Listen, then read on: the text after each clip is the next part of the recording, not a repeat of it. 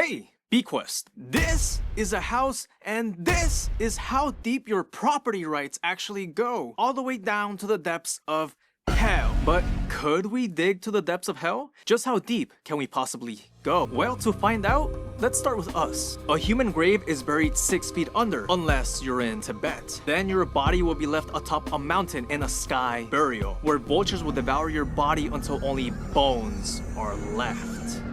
Then your bones will be crushed and scattered, ensuring nothing remains. Unlike the Paris Catacombs, where you can see the bones of over 6 million people 65 feet under the city. But take a trip to Chongqing City in China and you'll find the deepest metro station in the world, Hongyizu Station, 381 feet deep. At 722 feet below the surface lies the bottom of the world's deepest river, the Congo River. This river is so deep that the fish at the bottom have lost their eyes and are pale, just like cave fish. And assuming you can see, you'd go blind if you look directly at the Tsar Bomba explosion, the most powerful bomb ever detonated. If this bomb had exploded at ground level, it would have caused a crater over 1,000 feet deep. But double it and freefall it down and you have the longest uninterrupted vertical drop on Earth in the Vrtoglavica cave in Slovenia. 2,000 feet. One wrong step and it's the worst fall ever. Or is it?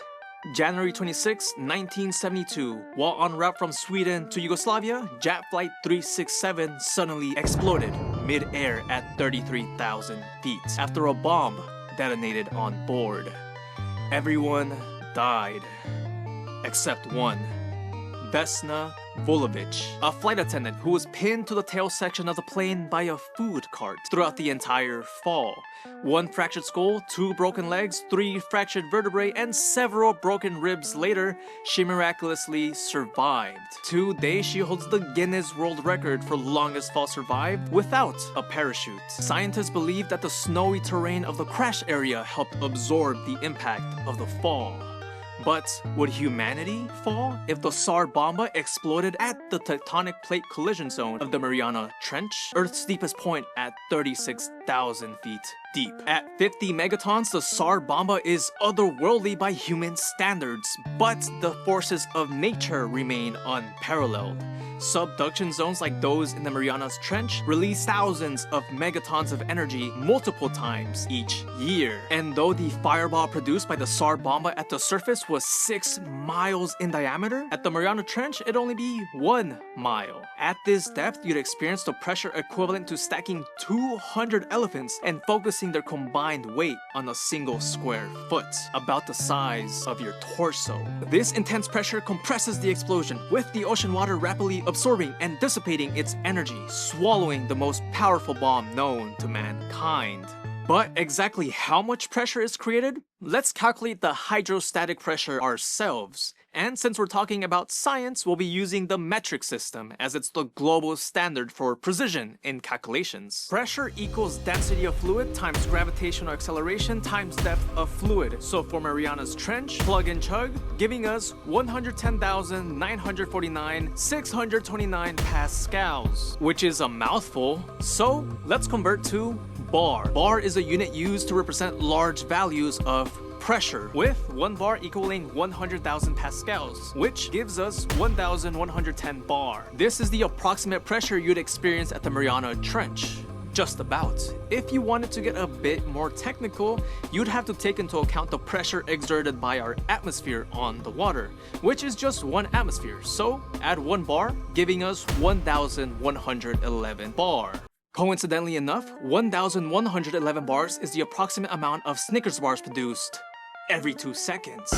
So, about every 3 minutes, enough Snickers bars are produced to reach the deepest hole dug ever by mankind, the Kola Superdeep Borehole in Russia, 40,230 feet deep, almost 8 miles deep. But don't confuse the deepest hole in history with the longest hole in history. the Z44 Chival oil well at 40,604 feet. Though the Z44 was longer, it was dug in the horizontal direction with a depth of only around 12,000 feet deep. Length is not the same as deepness. The Kola borehole is so deep that Mount Everest and 4 Burj Khalifa stacked on top of each other would still fit inside. Scientists drilled for nearly 24 years but were forced to stop when they hit scorching temperatures of 180 Celsius, nearly double of what they predicted at this depth. And if you want your expectations of temperature shattered, go watch my How Hot Can It Get video after this one. And remember to like and subscribe. These extreme temperatures caused issues not only with the machinery, but with the borehole itself. The deeper they dug, the more the rock behaved like a gooey plastic rather than a solid. Typically, at the surface, rocks would just break when subjected to immense pressure, exhibiting brittle behavior, fracturing or breaking with little to no deformation. But combined intense heat, the pressure of almost 8 miles of earth, and superheated water in the rock's pores, and the rock shifts to ductile behavior, deforming plastically, permanently, before breaking. Except in this case, it's in a permanent state of plastic goo due to the unique conditions. This made drilling impossible as the gooey material would rush to fill any void. It's like trying to drill a hole through water. It's impossible.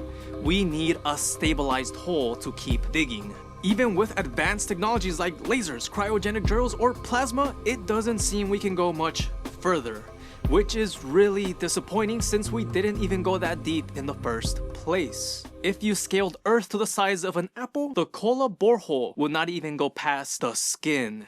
To dig deeper, we need a material capable of withstanding Earth's extreme heat and pressure, and have the construction methods that allow us to dig through the ridiculous densities found at such depths. Even if this sci-fi material existed, we will need to procure an unimaginable quantity of material to build a structure that stretches 4,000 miles down to the Earth's core. And then there's the logistics of pumping out over 9 million cubic feet of material, the equivalent of 100 Olympic-sized swimming pools, all the way up to the surface. And even if we manage to overcome all of that, there's still one final unbeatable obstacle: differential rotation. The Earth's inner core rotates at a different rate than its outer layers. This movement would tear apart any structure before it even had the chance to function. Digging deeper than the Kola Superdeep Borehole pushes the boundaries of science so far that it ventures into the realm of fantasy. So why even try? Sure, earthquake and volcano research, geothermal energy systems, safe nuclear waste disposal,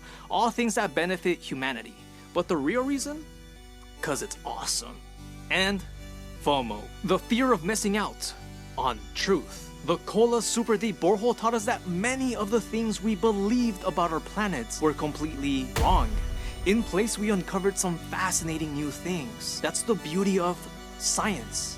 It's about questioning, exploring, and rewriting the story of our universe. We dig deeper to learn more about the world around us, pushing us closer to understanding the true nature of our reality. So we have to keep going further, whether that takes us to the depths of hell or to the heavens. Every secret on Earth adds onto the intricate tapestry of our mysterious existence, becoming clearer the deeper we go. Thanks for watching.